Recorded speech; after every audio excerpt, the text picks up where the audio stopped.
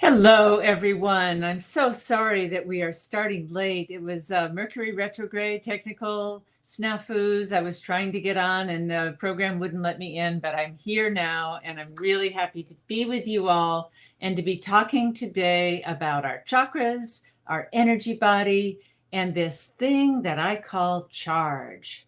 Charge is my word for the life force. It is energy, it's prana, it's chi. It's libido, what Freud called libido. It's what Star Wars calls the force. And it is the life force that enlivens us, and it's what the chakras handle. So let me start with a definition, my definition of chakras. I mean, people know them as energy centers and, programs, metaphors, things like that. But I have a more precise definition. Chakras are centers of organization for the reception, the assimilation, the storage, and the expression of our life force energy. So we take it in, just like you're taking in these words and the image right now, and you're assimilating, you're going, that makes sense. I'm hearing her, I'm not hearing her. And you might be storing it, you might be taking notes, you might have written down what I just said. And then maybe later someone will say, what'd you do today? And you tell them what you listened to and something you learned, you'd be expressing. And we do this on each different level of the chakras, which I consider chambers in the temple of the body and portals between the inner world and the outer world. And so just like the chambers in your home, each one handles a different kind of energy. You bring food into your kitchen. You take a shower in your bathroom. You sleep in your bedroom. You entertain or watch TV in your living room. And that is, you bring the food in and you prepare it and you put it in the garbage and you take it out. So each of the chakras handles a different kind of energy. And I work with a 7-element system. So the first chakra handles the energy of earth, the second one, the energy of water, the third one, the energy of fire, the fourth one, the energy of air, which is also love, the fifth one, the energy of sound, light, and consciousness. And I know many people know this already, so I'm just going through it briefly. But what the chakras are doing is they are handling and organizing the charge of your body, the life force, the prana, the chi, the libido, the energy. And how they handle that depends on whether a chakra is open or closed or functioning properly or in balance or out of balance. And what I teach people is how to recognize the charge in their own system and to recognize what it's doing and what it's not doing, where it's going and where it's not going. Where are we blocking it? Where are we pumping it up and maybe overdoing it? Because that charge is what makes us fundamentally alive. And that's really what we want. It's not about figuring everything out. It's about feeling our aliveness. And when we feel our aliveness, we don't ask what is the meaning of life. We know because we're living it. And so the first thing is to just get that flow of aliveness going all the way through it. So how do we do that? The first step in working with the chakras is to come into alignment with your core. Now, how do you do that? The roots go down and the crown goes up. And just like taking a string where there's a necklace on it, if I took this necklace here and I lined it up, then I pull the top up and the bottom down, all the jewels on the necklace would come into alignment. Well, when we pull our crown up and extend our roots down, we lengthen the spine and all the chakras begin to come into alignment, except where they don't. Except where they're blocked. But that's the first step. So let's just do that right now. Close your eyes and settle your roots down into your chair. Even press the tip of your tailbone toward the back. We know it curls under the body, but press it toward the back as if you're widening your base, just like a tree widens on its way to the earth. And send roots down out of the base of your spine into the ground, down through your chair, down through the floor, down into the earth. You can even imagine them going all the way to the center of the earth and feel that anchoring your ground. Even take a breath and exhale and notice how everything moves earthward as you exhale. And then inhale, lifting your crown up, yet keeping your roots pointed downward. And as you do crown up and roots down. And find that place right in the middle, that column of energy between crown and base, even between heaven and earth. It goes through the very sacred center of you that I call your core. In yoga, it's called the Sushumna. And that core is like a thread of energy that the chakras are lined on like beads on a string. And you can think of that core with a capital letter I, the way we used to make them in 3rd grade printing, with a little hat on the top and a straight line up and down, a little foot at the bottom. And just internally say I, or I am in here. And feel that I vibrating at the center in the core of you. And feel yourself aligning your consciousness with that I, bringing all of the parts of your being into alignment. And opening to heaven above, the starry night sky, the cosmos, however you think of that, limitless consciousness, and opening to the sacred earth below. And with that, we are the rainbow bridge that connects heaven and earth. Okay, you can open your eyes. So charge, my word for the life force. To me, it stands for consciousness having a really genuine experience.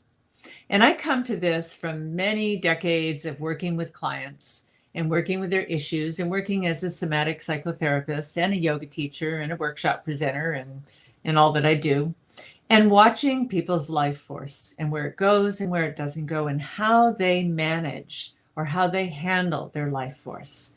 Some people don't have enough. They're tired all the time. They're cold. They're depressed. They have too little energy. Some people have too much life force. They feel anxious and they don't know what to do with it all. They can't settle down. They can't hold still. They can't meditate. They have too much. So we want to bring our overall life force into balance. But since the chakras handle the life force and handle it according to our internal programming, we need to balance the chakras so they have a balanced amount of life force. Now, as we're growing up through life, we develop the chakras, sequentially. We first learn how to work our body, how to eat, hold our head up, sit up, crawl, walk. Then we learn how to get our needs met and move through life and experience through our senses.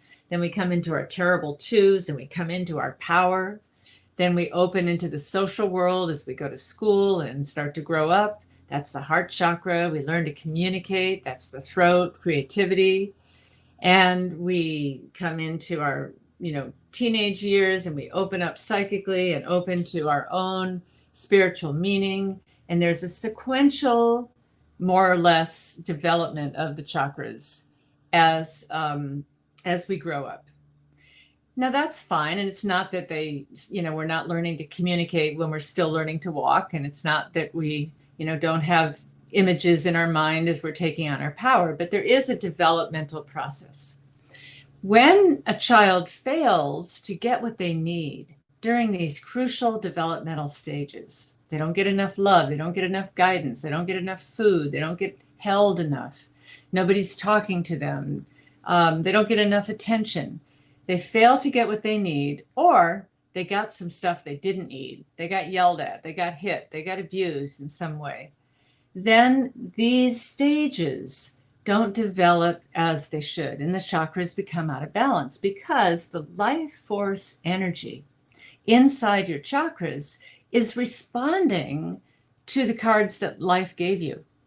And the way an organism responds is to either increase its energy in order to deal with the threat, like here come those bullies, so I'm going to puff myself up big and make a fist and I'm going to fight, or decrease your energy to get away from a threat, which here come those bullies. Oh my God, I'm going to go hide in my locker. I'm going to go run around the corner.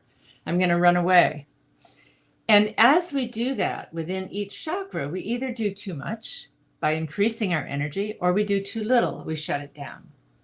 So I call this excessive and deficient chakras. An excessive chakra, like an excessive third chakra, which is oriented to power, is somebody that has to be in power all the time. They have to be in control. They have to know what's going to happen and who's going to be there and what time we're going to go, and have to control every detail or manage it or bully others. That would be an excessive third chakra. An excessive throat chakra is somebody who talks all the time. An excessive upper chakra is someone that is kind of out of their body and in the spirit world, but not really grounded in here. An excessive root chakra would be somebody that has to create a bigger body in order to remain grounded. On the other hand, someone can react to a wound and they can go, I'm going to move away. I'm going to shut down. I'm going to close down. And that would create a deficient chakra. And a deficient chakra is like that area in the body, that chamber in the temple of the body. It's just not very big. There's not much room to hold anything. We can't store. We can't assimilate. Therefore, we can't take energy in because it's shut down. And a deficient chakra in the first chakra, which is earth in the body, might be someone who's very skinny and lives up in their head. Deficient second chakra might be someone who, I don't want to feel all those feelings. I'm just going to shut down my emotions and not feel. And a deficient fifth chakra, someone has trouble speaking up and talking a little tiny voice. Or someone in their deficient upper chakras, then they're very cynical about spirituality and things that we can't see and touch. No, that doesn't exist. They want the practical things. So you can see how you could bring this through every chakra. Well, in handling this charge, and actually let me do a quick exercise with you to show you what charge feels like by opening the hand chakras. So put your hands out, one hand up and one hand down, and open and close your palms very rapidly. Just open and close, open and close, open and close. So your hands get tired, maybe turn them over the other way, all the way open, all the way closed. And now bring your hands slowly together. And when they come about this far apart, you can probably feel like a magnetic field or a field of energy or a ball of energy or a little bit of tingling in your palms. That's what charge feels like. And through different exercises, we can charge up our chakras through breathing exercises, through yoga exercises, through bioenergetic exercises. That's a particular form of somatic therapy where you breathe and move in a certain way and it brings energy into your body. And as you bring energy into your body and increase the energy that's there, it pushes up against your blocks. And those blocks, you might think you want to let go of them because consciously we do, but unconsciously we're afraid to let go of them. So when the charge pushes up against a block, it's actually very uncomfortable. It's like, oh, I want to say something, but I don't know how. And my throat is all, tensed up, or my jaw tenses, or your belly goes into a knot, or your heart starts beating rapidly, or your legs freeze up and you can't walk or run. Like sometimes that happens in dreams. So what we want to do is learn to regulate the charge by being in our core and living in the core, because that's where the balance is. So I know we lost a little bit of time. Excessive throat chakra, laughing out loud. Well, I've got one too. So nice for that comment. Then I'm just going to tell you how charge behaves in each chakra, just briefly. And you can find out more about this in my Charge Mastery program, although we're changing the name of that course soon. But it's a self-paced program that goes into more detail. But the first chakra, which is oriented to survival, our survival function, charge arises in the first chakra for the purpose of surviving. And that means it comes into fight or flight. And that's your excessive and deficiency. You increase your energy or you decrease it. You fight or you flee. And both of those actually biologically flood the body with energy. So you can run away or you can fight off your attacker. But when you can't do that, like a little kid that has no place to run and the bully's bigger than they are, then the charge gets stuck and we go into a freeze. So we have fight, flight, or freeze. And if the freeze continues enough, there's a fold. We just collapse, we resign. So fight, flight, freeze, and fold, the 4 F's of what charge can do in the root chakra when it's challenged. Now, if we work through those issues, then we release the charge and it flows back down into our ground and we're fine. But it can get stuck there, freezing the legs, and then we don't feel grounded. Now, in the second chakra, charge arises for the purpose of feeling. And most of us relate to charge as a feeling, like, oh, you could still got a pretty big charge on your ex-husband, don't you? Or, oh my God, I have a charge coming up when you say that. I can feel it in my body. Or you've got the charge of anger or the charge of fear. And, you know, when you're afraid, it's like, there's all this energy going through your system. That's a charge. So charge is emotional in the second chakra.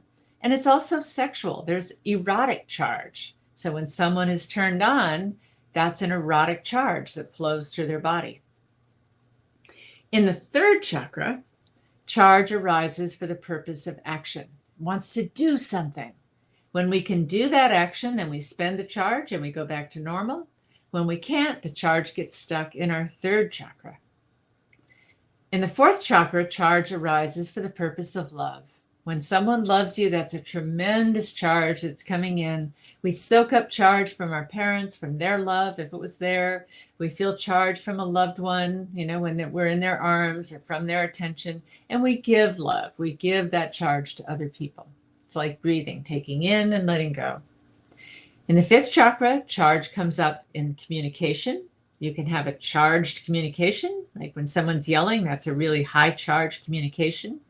Or you can get something off your chest and then your charge level goes, oh, I got that off my chest. I feel so much better. Now I'm calmer.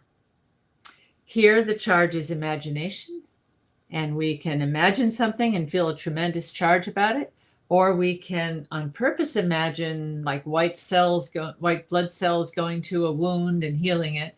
And we can send our charge to that part of the body and use our imagination and visualization for healing.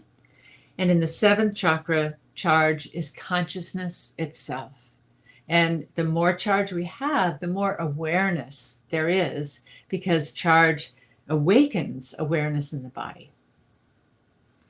And so as we learn to balance all of these things, we become more alive. We become more who we are, more awake, more aware, more sensitive, healthier. When we have a lot of charge in the body, we don't catch a lot of infectious diseases and get sick all the time.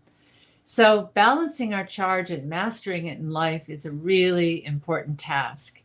And it also happens in relationships where there's charge traded back and forth between partners. So the more we learn to manage our own charge, the more we are in charge of our life and the more masterful we can be. And the chakra system is a map for that. So I will take a few questions in the few minutes we have left. And I guess you can type them into the chat box, or I'm not sure how they do it in this format. And some people say I need to learn more or whatever. I do have a book, Charge in the Energy Body, plus my books with Llewellyn, Anodea Judith Chakra Yoga, which is the exercises for opening. And of course, Wheels of Life, my classic that came out 34 years ago now. They're all places you can learn more. And someone said I was just about to ask about the freeze. And any questions coming up? Someone says, shoot out to anxiety and depression, so I have too much and not enough at times. And yes, someone can go back and forth from anxiety to depression, because what is depression? Depressing. What is not expressed is depressed. So we press down. D means from. So from pressing, we press the life force energy down. It doesn't mean that it isn't there. It's just that it's depressed and not allowed to come up because some kind of thinking says, oh, it's not okay to have this charge. I don't know what I'll do with it. I might take action and get in trouble. I might get punished. I might make a fool of myself. And so we keep it down. And then every once in a while, it comes barreling through anyway. And then we're, oh no, my energy's coming through. And that can be anxiety. So we can go back and forth between those. But you can regard depression or anxiety as a dysregulation of your charge. How does one charge to gain more energy? Well, there's a lot of different ways, but the breath is one of them. So let me just share with you a heart chakra breath, and you'll feel this. Usually I do all 7, but I don't think we have time for that. Bring your hands to your shoulders with your elbows as high as your shoulders, and inhale and twist all the way to the right, and exhale, twist to the left. Inhale, twist to the right, exhale to the left. Inhale through your nose, exhale through your mouth. And just rapidly look over your shoulder on either side. Oh, I should take my necklace off. It's going to hit my mic.